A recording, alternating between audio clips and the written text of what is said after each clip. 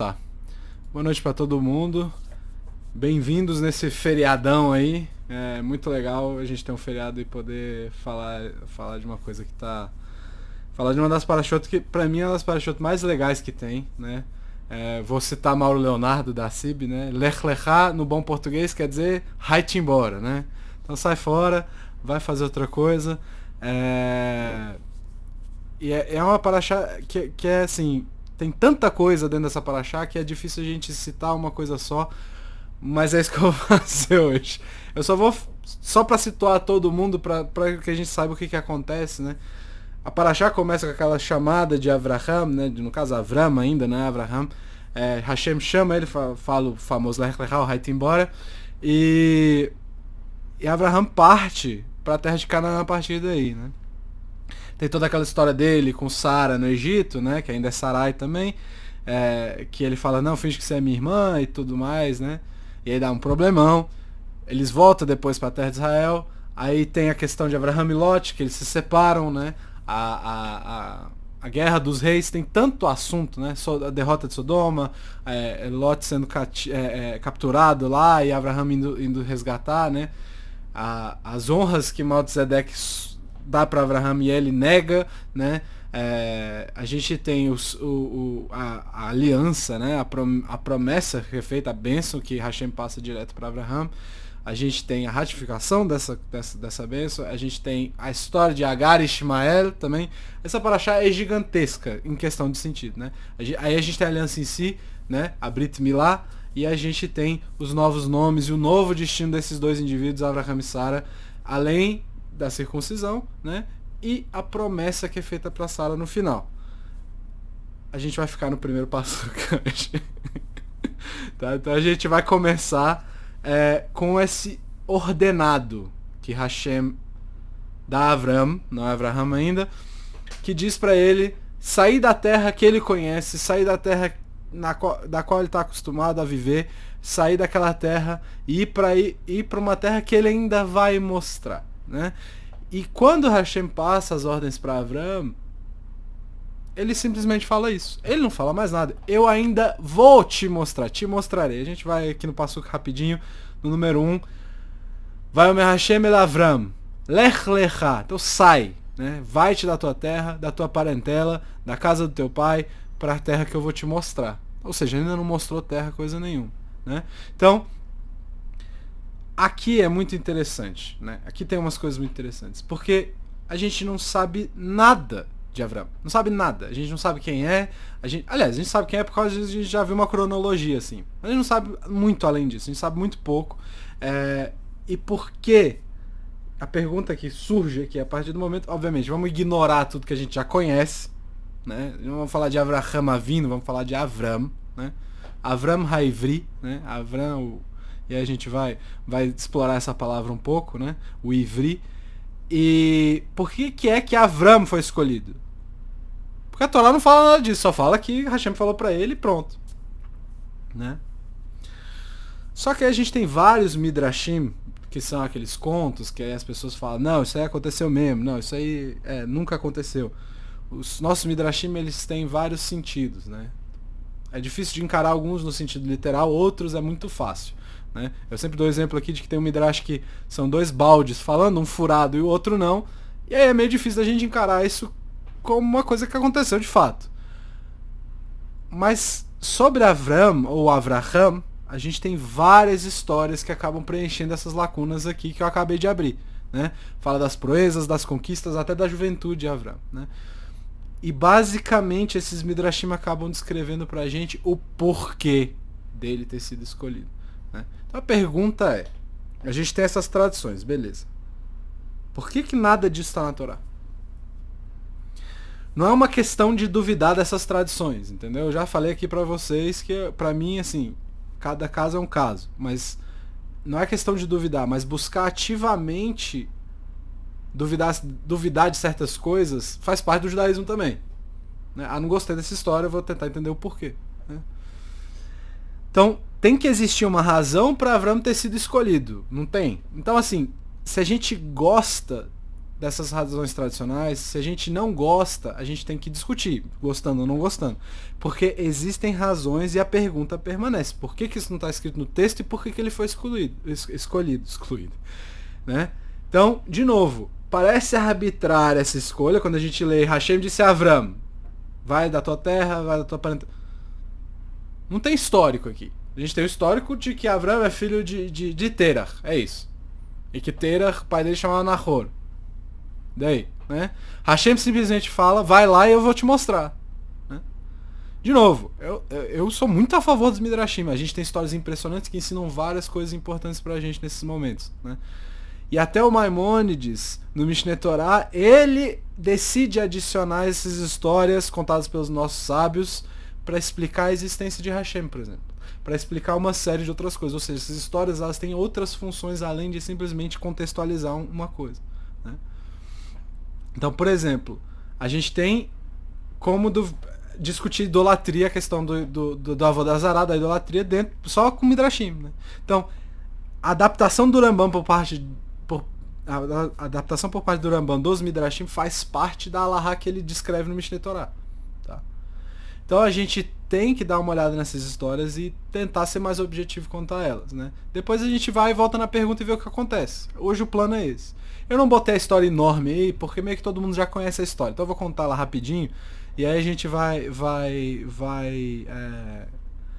Mas se alguém quiser depois, me manda uma mensagem que eu mando onde é que tá? Então, Avram, ele viveu... A gente tem que contextualizar primeiro. Ele viveu numa época que era politeísta. Todo mundo era politeísta.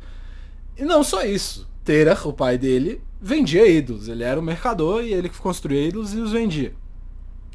Os Midrashim, eles contam que um dia Terach, que é pai de Abraham de novo, ele decide que ele fala pro filho mais velho, no caso Abraham, e fala assim, olha, eu vou precisar viajar para levar uma encomenda e você vai cuidar da loja. Ok? Abraham aceita, Terach sai. Um pouco depois entra um homem, um senhor já, né? E ele dá uma olhada nos produtos, pergunta os preços, negocia um pouco, né? Aquele negócio padrão.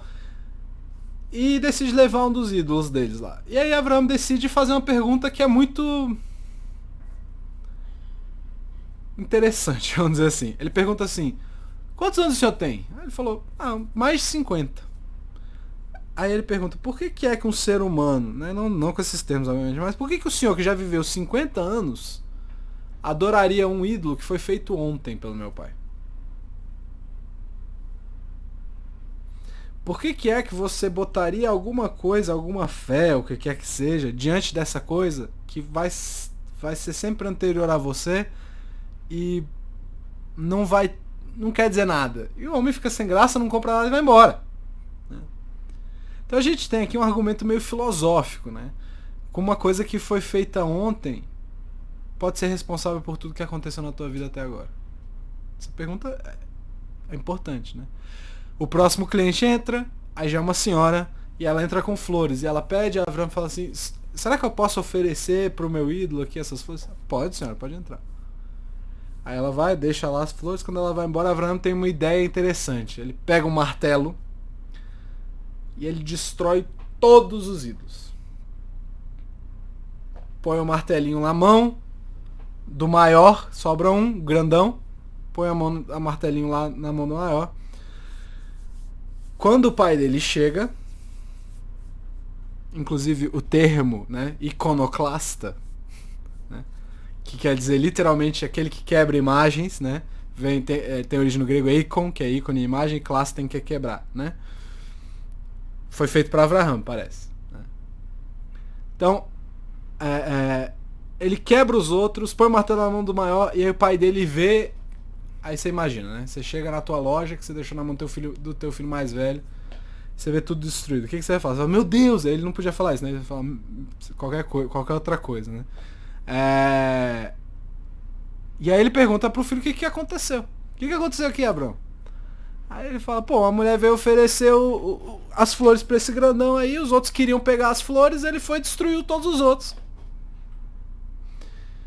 Se seu filho conta uma história dessa pra você, você vai falar assim, tá maluco?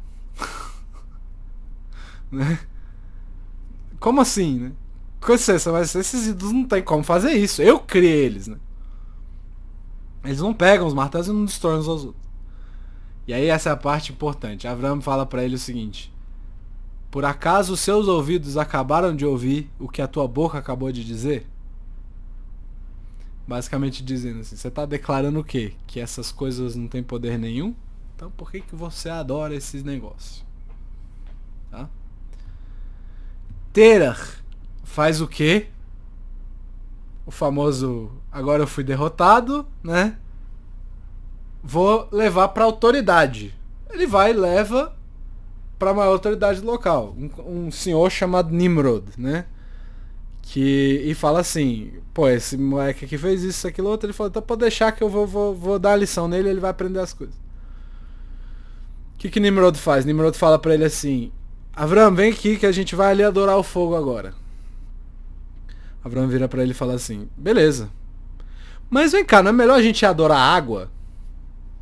Aí Nimrod olha pra ele assim e fala, por quê? Não, porque se a gente for adorar a água apaga o fogo. Consequentemente, a água é mais poderosa que o fogo. Aí ele fala, perfeita, ótima ideia, vamos adorar a água. Aí ele, mas... peraí, e se a gente for adorar as nuvens? Porque a água vem das nuvens.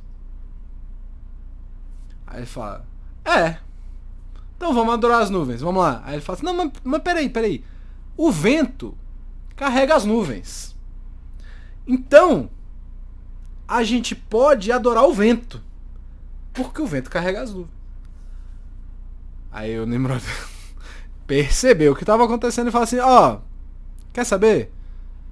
Normalmente a primeira ideia é melhor, então vamos adorar o fogo mesmo, né? Porque é melhor assim. Aí o que acontece? Avram se recusa e Nimrod decide executar Avram.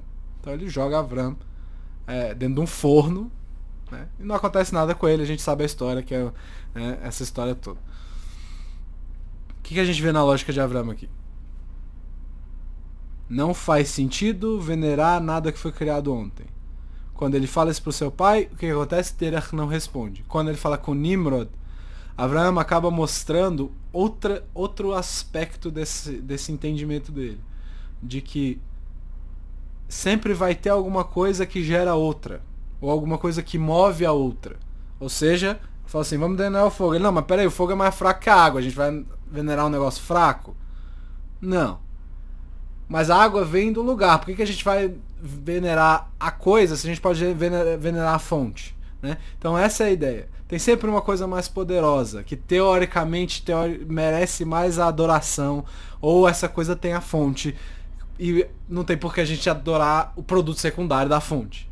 Certo? E aí a gente chega, na verdade, Abraham chega à conclusão que existe o quê? Uma coisa que gera todas as outras. E que não é gerada por outras, vamos dizer assim. E aí é muito legal porque o Rabi, e a gente já citou essa ideia aqui algumas vezes, o que é emuná, beivrit, quando a gente fala de fé no hebraico? A definição provavelmente é essa que está aí no número 2. Tá? Todo judeu, número 2, Derech Hashem Moshe Haim Luzzat. Rabi Moshe Haim Luzzat. Todo judeu deve saber e acreditar que existe um ser primário, sem começo, saber e acreditar. O saber vem primeiro, tá?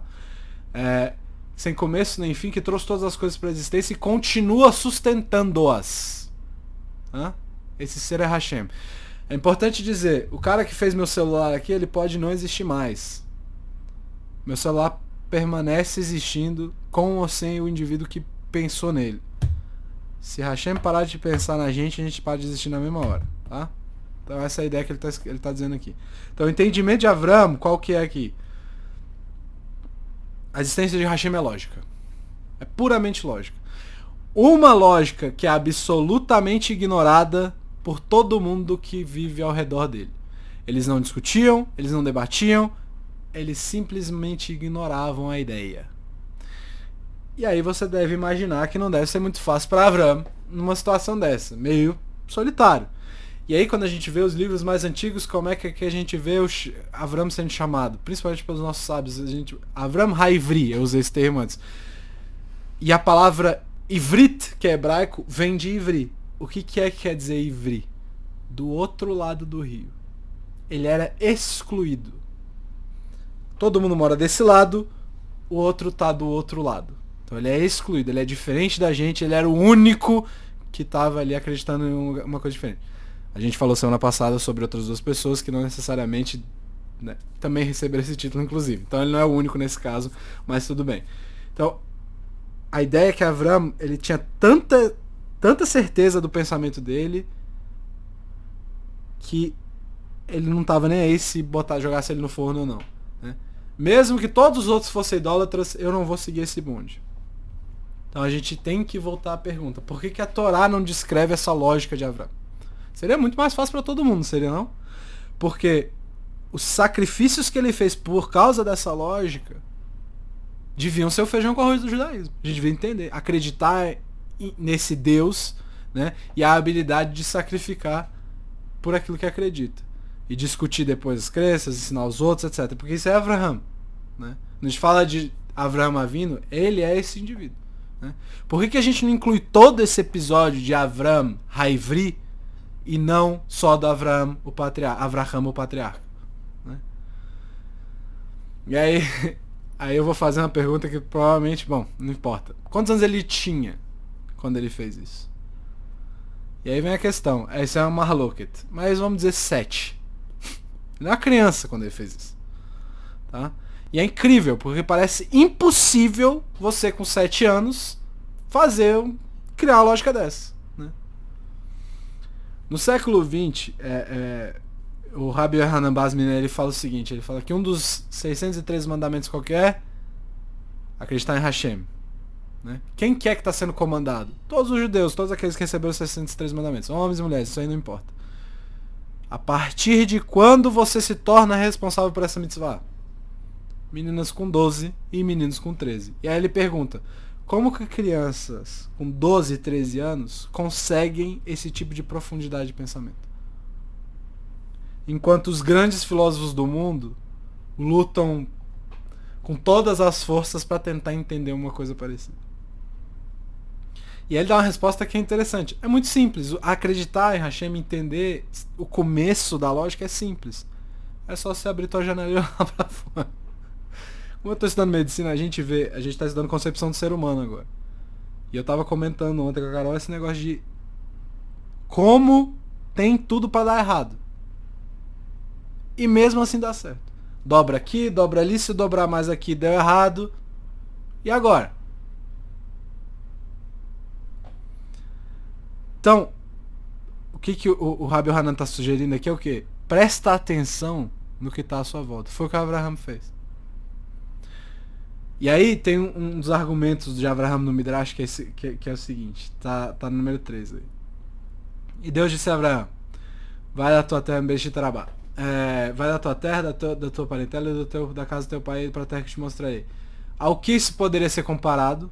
Ao homem que estava viajando de um lugar para o outro, viu um palácio em chamas e se perguntou, seria possível que esse palácio não tenha um dono? E aí o dono aparece e fala, eu sou o dono.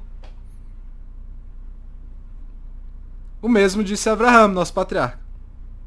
Seria possível que o mundo não tenha um dono ou um guia, né?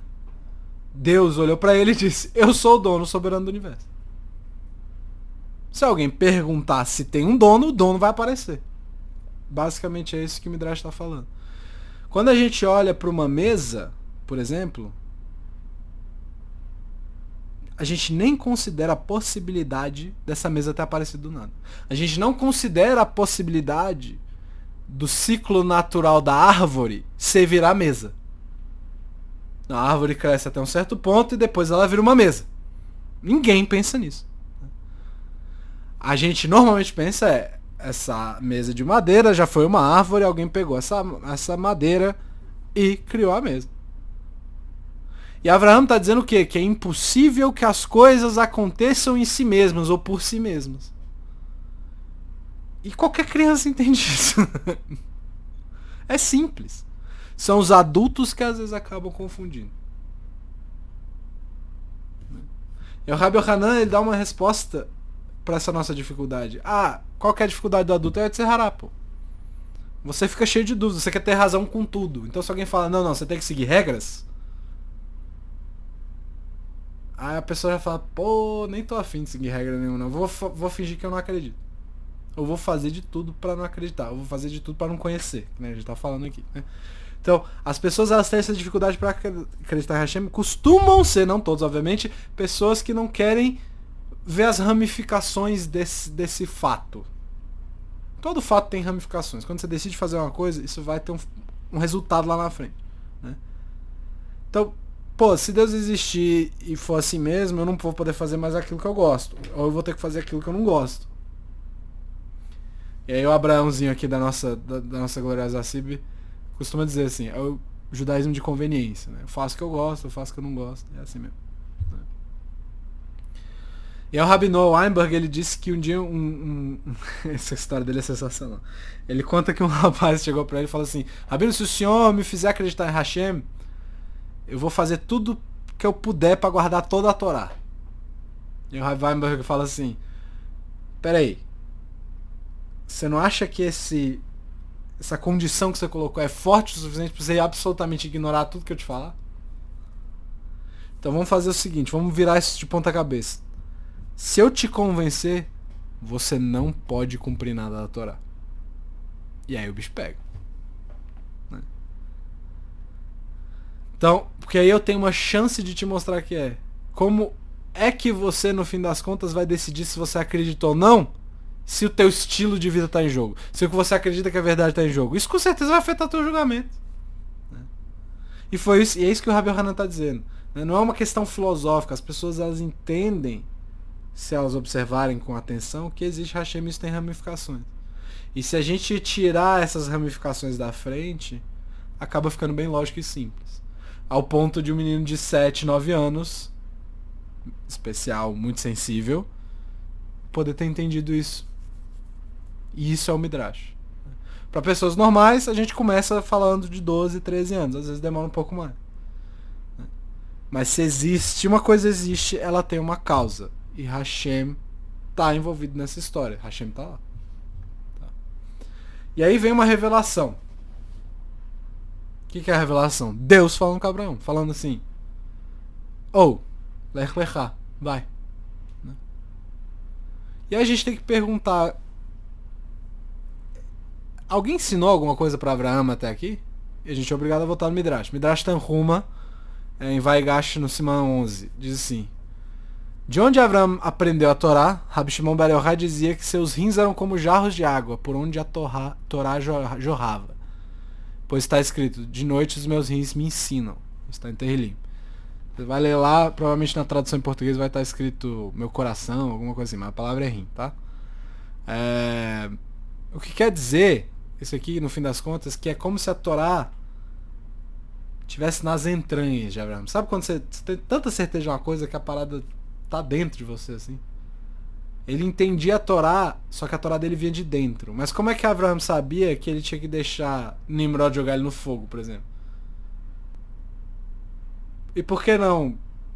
Pô, beleza, eu vou adorar o fogo aqui pra me salvar e depois tá tudo certo. Continua o que eu tenho que fazer. E aí, segundo a tradição, o que é que a gente fala? Que os nossos patriarcas sabiam toda a Torá, mas a Torá não existia. E aí? Aliás, existia, né? Mas a Torá não foi entregue. Como é que ele sabia tudo, né? A gente tem que tomar um certo cuidado aqui, né?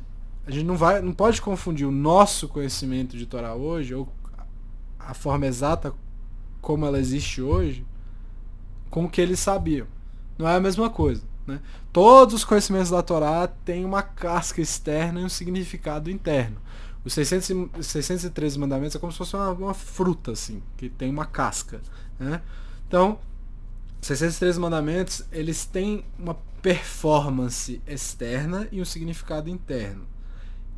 O problema é que, infelizmente, a gente faz mais a parte externa e esquece do interno. A gente discute isso com certa frequência aqui, né? Mas Avraham, ele tinha essa conexão com essa parte interna da Torá, né? Ele era capaz de trazer para a vida dele todos os efeitos positivos dessas mitzvot. Ele não ficava contando elas. Ele sabia dos efeitos positivos. Ele era muito sensível espiritualmente. Isso vinha dos rins dele, ou das entranhas dele, né? Ele era capaz de olhar ao redor e ver Hashem. Ele era capaz de entender como o mundo se relaciona com Hashem e a relação do homem com esse mundo e com Hashem também. Né? Mas nem todo mundo é Avraham. E por isso que a gente precisa dessa Torá modelo 5.782. Né? Porque ela é capaz de ajudar a gente a fazer essa conexão para o nosso interior. Né? E ele não precisava do livro, vamos dizer assim, para fazer isso. E ele viveu um tempo em que não tinha livro físico. E até um certo ponto não tinha ninguém para ensinar ele também. Tem o Shira Shirim muito legal, aí no número 5, que diz assim: temos uma irmã pequena, que ainda não tem seios. O que faremos a essa nossa irmã no dia em que dela se falar? E aí o que é isso, né? É basicamente essa ideia, né? O Midrash, ele explica esse verso também, que esse verso se refere a Avraham. Aí ele pergunta: o que tem a ver com Avraham? Tá falando de uma menina. Né? Ela é pequena, porque mesmo muito jovem, ela buscava, no caso Avraham, buscava fazer Hesed, fazer bons atos e buscava a santidade. Os seios pequenos é que ele nunca foi amamentado, ou seja, até aqui ele não foi ensinado. Né? Ninguém trouxe a Torá para ele. Ele era meio que autodidata. E Avraham andava pelo aquele Oriente Médio antigo e analisava o mundo e pensava e discutia sobre a Torá, cumpria as mitzvot. A gente fala de matzah muito antes de Pesach com Avraham. Vocês podem olhar depois na Torá. Por que ele estava fazendo matzah? Mas é possível alguém fazer mandamento sem ser mandado? Né? Ele está conectado com a essência da Torá, de novo. Né? Ele não precisa ser comandado a nada. Ele faz pela sensibilidade dele, pela própria vontade. Mas faltava ainda uma coisa. Faltava a revelação. Faltava Hashem chegar e confirmar para ele que ele entendeu certo. E ele fala com o patriarca e fala o quê? Levanta e sai daí. E aí a gente pode entender um pouco melhor a primeira pergunta a partir disso.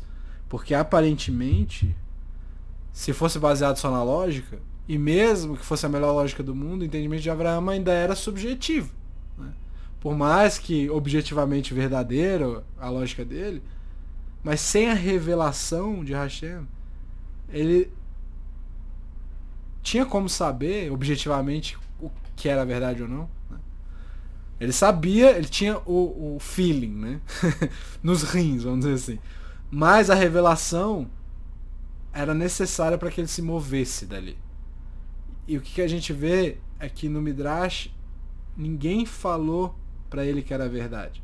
A gente tinha algumas pessoas que sabiam objetivamente. A gente já falou deles. Shem e Ever. Que eles tiveram contato com Noah. Avraham vai ter contato com Noah depois. E aparentemente ele ainda não conheceu esses caras. E a porção começa com a revelação. Por quê? De novo, Avraham Avinu. Porque a revelação faz parte do começo do judaísmo também. A Torá que a gente tem hoje não seria aquela Torá sem essa revelação. A lógica que a gente usa está associada ao fato de que Hashem falou diretamente com um monte de gente. A gente não fala, foi fulano que viu a luz ou qualquer coisa parecida. Todo mundo ouviu o que Hashem falou naquele dia. Tá? Então, aparentemente, é isso que está acontecendo. Né? E outra, tem um detalhe, nem todas as pessoas que usam a lógica, elas estão certas, né? Elas erram. E essa pode ser a razão pela qual essas histórias também não são mencionadas, né? Porque elas são meio subjetivas. A parte objetiva é onde a gente começa. Não são incluídas elas são incluídas no Midrash por causa dessa essência da nossa consciência coletiva, né? Essas são experiências que fazem parte do povo judeu. Muitas vezes a gente age como crianças de 5, 6, 7 anos que aceita e não duvida, mas às vezes a gente também tem problema chamado Yetzer Hará, né? Que acaba deixando a nossa visão meio turva, né? E impede que a gente veja a verdade objetivamente. Assim como os atos heróicos de Avraham, né? A gente também meio que passa por isso. Não, obviamente na mesma escala, mas a gente lida com algumas coisas no mundo que não toleram certos pensamentos que a gente tem. Mesmo dentro da sinagoga. Né? Em alguns momentos a gente tem problema mesmo dentro da sinagoga. A Torá começa a nossa história aqui com a revelação. E a partir disso a gente é obrigado a fazer outra pergunta. De onde Abraham tirou isso? O que botou fogo no pavio dele? Né? E aí no fim de Noah, a gente tem uma coisa bem interessante. Vai rir Nahor. E Nahor viveu 29 anos. E gerou Terah, pai de Abraham. Nahor viveu depois de gerar Terah, no número 6, não sei se eu falei o número. Bereshit 11. Nahor viveu depois de gerar Terah, de 119 anos. E gerou filhos e filhas. Terah viveu 70 anos e gerou Abraham, Nahor e Haran. E daí? Já ouvi essa pergunta várias vezes. Cara, por que é que tem essas... Fulano é pai de fulano, teve fulano com tal idade. É muito engraçado isso. Porque, vamos pensar um pouquinho. Como que Abraham viveu até agora? Ele tem um irmão chamado Nahor. De onde que veio o irmão dele? O irmão dele veio do pai dele. Só que o avô dele chama Nahor também. Eles são a mesma pessoa? São. E ele vê que o pai vem do avô, e quando ele olha pro irmão dele, ele vê o quê? Ele vê que tudo tem uma origem. De onde que vieram as mesas? De onde que veio a nossa cidade? De onde que veio o mundo? Tem alguém tomando conta do mundo? Porque a gente sabe, uma casa, se você deixar seu quarto, né? O Walter até reclamou, pô, seu quarto tá meio bagunçado. Né? Durante a Havdalah. Se você deixar seu quarto quieto, vira bagunça.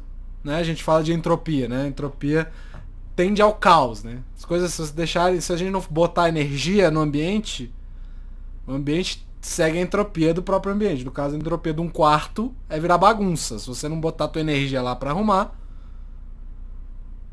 né? Então, quem é que arruma? Quem é que arruma essa casa? E ele pode ter chegado a essa conclusão olhando pro próprio irmão dele. Então, quem é que traz essa ideia inicialmente, quando ele fala assim, tudo tem uma origem? É o próprio pai dele, é o próprio Terah que traz essa ideia. Ele começa essa ideia, você fala assim, mas ele era idólatra. Como é que ele começa essa ideia? Porque Terah para no meio do caminho. Olha como isso é claro pela Torá. Número 6. Ou número 7. E Terah tomou Avraham, seu filho Lot, filho de Haran, seu sobrinho, e a Sarai, nora de mulher de Avraham. Nossa, ficou tudo mal digitado aí, né? Desculpa aí. E seu filho e seu filho, e saíram com eles de Ur dos Caldeus para ir à terra de Canaã. E chegaram até Haran e ali ficaram. Para onde que é que Terah estava indo? Terah estava indo para o lugar que Hashem mandou Avraham ir. Só que ele para no meio do caminho. E aí foram os dias de Terah, dos 205 anos, e Terah morreu em Haran. Terah parou no meio do caminho. Eles pararam em Haran e Terah morreu uns anos depois, o que significa que ele estava indo para Eretz Israel. A gente não sabe o porquê, mas ele estava indo. Ele saiu do local de nascimento dele, da casa do próprio pai, e parou no meio do caminho. E aí ele morre. Terah ainda está vivo quando Avraham continuou o caminho dele. Terah é o cara que começa, mas não consegue terminar. Tá? E Avraham é aquele que vai até o final, porque está buscando a verdade, ele tenta aprender e ensinar cada vez mais. Mas a lógica só pode levar a gente até certo ponto. Até o ponto que a gente pode esperar pela revelação. Por isso que isso não é importante para o judaísmo. A gente tem que sair do Egito com as próprias pernas. Mas em um determinado momento a gente tem que parar e esperar. Todo o resto emana disso. Avraham achou Hashem porque ele entendeu a natureza. E a Parashá começa com essa revelação, mas no final também tem uma coisa interessante. O que a gente falou lá no começo? Falou de circuncisão, né? E aí é muito engraçado, porque a gente tava discutindo isso também nos nossos estudos, nas nossas discussões que a gente faz no curso, que é, por que é que faz isso, hein? Não é lógico. A circuncisão não é uma coisa muito lógica. Mas ela passa uma mensagem que é muito poderosa. Qual que é a mensagem? O homem tem a capacidade de superar a própria natureza. Hashem diz que o homem veio para quê? Para dominar a natureza. O que é dominar a natureza? Melhorar a natureza. A natureza é perfeita? Em algumas coisas sim, porque a gente não tem condição de domínio. Mas em outras, a gente tem a condição de dominar e alterar. Então ela não é completamente perfeita. Alguns desses idólatras que a gente estava citando adoram o que? A natureza. Mas o judaísmo acaba dizendo que o quê? Melhorar a natureza é o nosso papel, porque a gente sabe o que Hashem quer da gente. Mas a gente tem uma mensagem ainda mais profunda atrás daí. Quando a gente fala de desejo sexual, né, que é o grande aspecto, muitas vezes lidado na Torá, são os maiores motivadores dos animais em si. A reprodução, vamos dizer assim. Mas principalmente do ser humano. Tanto nos vários rituais que os idólatras faziam na época que envolviam o ato, vamos dizer assim. O judaísmo diz o quê? Não. O homem tem a capacidade de controlar seus desejos e a sua natureza. E Avraham entende isso tudo a partir da observação da natureza. E aí você vai dizer assim, será que ele era um cientista? Fica difícil de dizer que não. As hipóteses dele foram pro outro lado, mas ainda assim, fica difícil de dizer que não. Essa paraxá, eu falei no começo, ela é enorme. Ela ensina um monte de coisa. Mas hoje a ideia era o quê? Ensinar que a gente pode chegar até certo ponto com a lógica. Mas a revelação leva a gente para um outro nível. A gente vai para o metalógico, vamos dizer assim. A gente vai muito além da lógica. Quando a gente tem a revelação, não existe mais a discussão lógica. Os judeus estavam no Sinai, sabem que Hashem existe porque eles tiveram essa experiência. Uma pessoa pode usar, sim, a mente e analisar, né? E chegar à conclusão que Abraham chegou. Isso faz parte da capacidade humana. Mas depois da revelação, nada mais pode tirar isso da tua cabeça. Vira um fato. Essa paraxá, ela mostra uma coisa que vai muito além da natureza. Vai além da lógica quando a gente vê a circuncisão de Abraham. Quando ele vira Abraham e recebe o nome, né? A gente vai vendo essa mudança deles, né? Ele se torna o quê? Um servo de Hashem. E nas fontes, de novo, a gente vê nos nossos sábios chamando ele de aquele que ama Hashem. E é interessante que o que ele está fazendo? Ele está fundando uma nova religião? Não. Ele só está achando uma lógica muito antiga. Ele ensina as pessoas e ensina as pessoas a se conectarem a Hashem e tenta fazer isso também. Mesmo que ele vá muito além da natureza, que ele tenha que ir muito além da natureza. Tá, se eu for morrer agora nesse fogão aqui, paciência.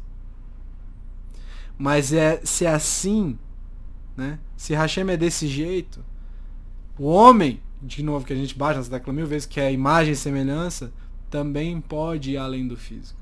Né? Pode se conectar com esse mandamento da circuncisão, por exemplo, dessa forma metafísica também. A gente fala da casca e da fruta. Né? O que é que esse mandamento diz pra gente? A gente pode ir além do físico e usar isso para se relacionar com Hashem. Terach chegou até certo ponto, mas aí parou de entender. Assim como provavelmente os outros da época dele. Mas Avraham usa essa lógica, entende Hashem e abre a porta para receber a revelação e esse mandamento que é meio uma transcendência. Né? E assim começa o judaísmo. Boa noite, pessoal. Obrigado pela paciência. Sei que foi mais curtinho hoje, mas é isso. Obrigado, boa noite.